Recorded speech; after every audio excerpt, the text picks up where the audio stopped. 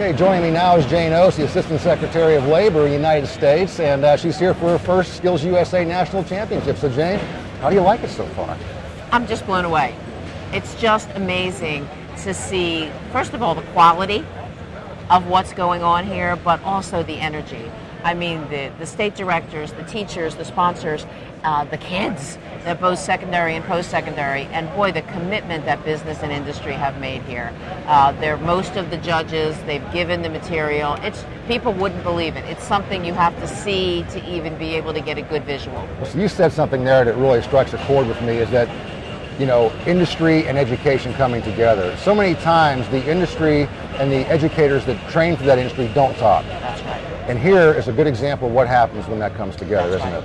Well, one of the things that I learned yesterday, which just seemed to me like common sense but isn't going on, that when they're here doing the competitions, if in the competitions the industry experts require something, then the state directors go back and change the state's education model to meet the real-time needs of industry. You know that doesn't happen every day. And that means that the kids that go through a SkillsUSA program have that competitive edge. They're going to get hired first.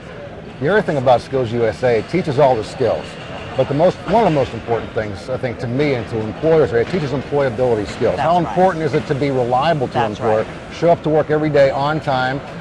Don't take off sick when you're not sick, things like that. I think that the employers across the United States are having that problem right now, finding reliable people, not only skilled, trained people. No, I think that's right. And one of the things that you're struck with here is the time management needs. You know, these kids come into a competition, they have 30 minutes or they may have 6 hours in an industry like carpentry, but they have to be able to manage their time. And when I talk to employers outside of an event like this, the first thing they tell me is people know the skills, but they don't know how to work. Let's talk a little bit about the shortage in America of skilled labor. And a lot of people think skilled labor are people digging ditches with shovels. But the reality is, you can see in this competition, the skilled labor covers a wide variety. Most people wouldn't even realize that some of these competitions are skilled labor, would they? Oh, no. I mean, I think people think anybody can paint a car or replace a fender. You see here the real difference between the competitors. There are some people, this is an art, this is like Michelangelo, but they also have to know it's not for people that aren't educated as well as skilled. Let's talk about the that. Chemistry and things in this are amazing. Yeah, let's think a little bit further with the education that's needed. A lot of parents think that, you know, they're doing their child a disservice by allowing them to explore something they're passionate about, and that's maybe working on cars. And how complex are the cars today? Oh my goodness, what was the statistic we heard yesterday? That a normal vehicle being sold on the floor room today has more electronics in it than a lunar lander. Right. I mean, I don't think the average person realizes that, and I think that's something that we have to drive home. That while, you know, in my generation, your parents always wanted you to be more educated than they. My dad dropped out long before he finished high school, you know, but he was born in 1917. It's very possible today that going on to a 4-year college will not lead the average student to a family-sustaining wage. And if they were able to do something that they love, they could not only work and earn a good wage, but they could love what they're doing. There's a misconception that if a child decides to go into a skilled trade, they're never going to college. And I like to talk about that because the fact is that kids who go from high school to college, the dropout rate in the first 2 years is 53%, and they don't go back. They don't do anything. Kids that go into a junior college or an associate degree program tend to graduate 4-year degree programs at a 97% rate. That's right.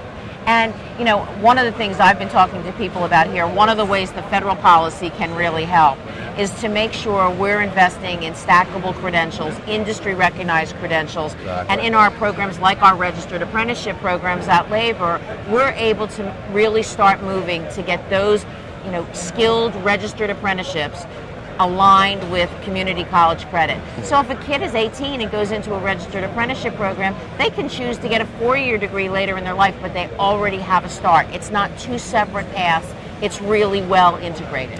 I think some schools get that, and that they're doing the applied training process where a tech school is a tech high school. That's right. Whereas maybe in the morning they get their core subjects, in the afternoon they get their skilled trade subject, and say the math teacher and say the instructor is teaching the student how to measure out a frame in millimeters, they're talking and saying, okay, this afternoon we're going to be covering this, so the student learns this morning in math, applies it in the afternoon, and how important is that applied learning to getting good grades? Well, you know it's critical. I'm a recovering 9th grade teacher, long before I got into the world of policy, and kids would ask simple questions like, why do I have to study algebra? And the math teacher would say to them, because that's what you signed up for, get in the class.